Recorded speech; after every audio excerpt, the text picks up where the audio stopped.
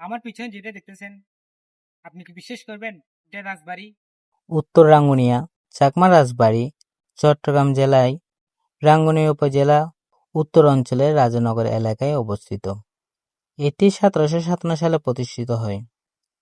এটি চট্টগ্রাম শহর থেকে প্রায় 35 কিলোমিটার দূরে রাঙ্গুনিয়া উত্তর ভাগে রাজানগর নামে স্থানে অবস্থিত। রাজবাড়িটির কারণে এই এলাকার বাজারের নাম হয়েছে রাজারহাট।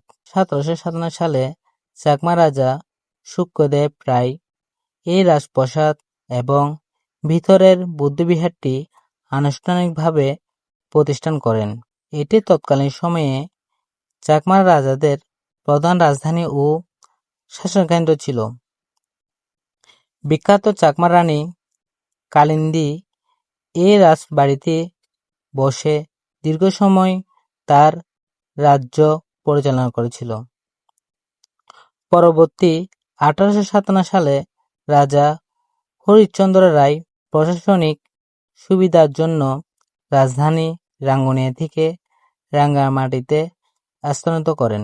1737 সাল এবং 1757 সাল এই দুইটি বছরই চাকমা রাজবাড়ি ইতিহাসের সাথে গভীরভাবে এবং এদের মধ্যে কোনো ভুল নেই। 1737 সাল এবং 1757 সাল এই দুইটি বছরই চাকমা রাজবাড়ি ইতিহাসের সাথে গভীরভাবে জড়িত। এদের মধ্যে কোনো ভুল নেই।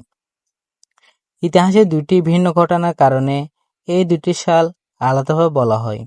17 সালে রাজত্ব শুরু, রাজধানী স্থাপন। 1737 সালে চাকমা রাজা শের মুস্তা খাঁ রাঙ্গুনিয়া রাজানগর তৎকালীন রাজভবন এলাকায় প্রথম তার রাজত্ব বা রাজধানী স্থানান্তর করেন।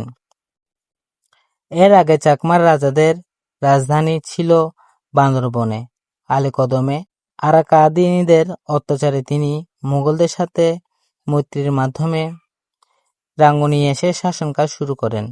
তাই এই অঞ্চলকে রাজধানী করার মূল সময় হিসেবে 1737 সালকে গোড়াপত্তন ধরা হয়। 1757 সাল মূল রাজপ্রাসাদ ও বিহার নির্মাণ। 1737 সালে রাজবাড়ি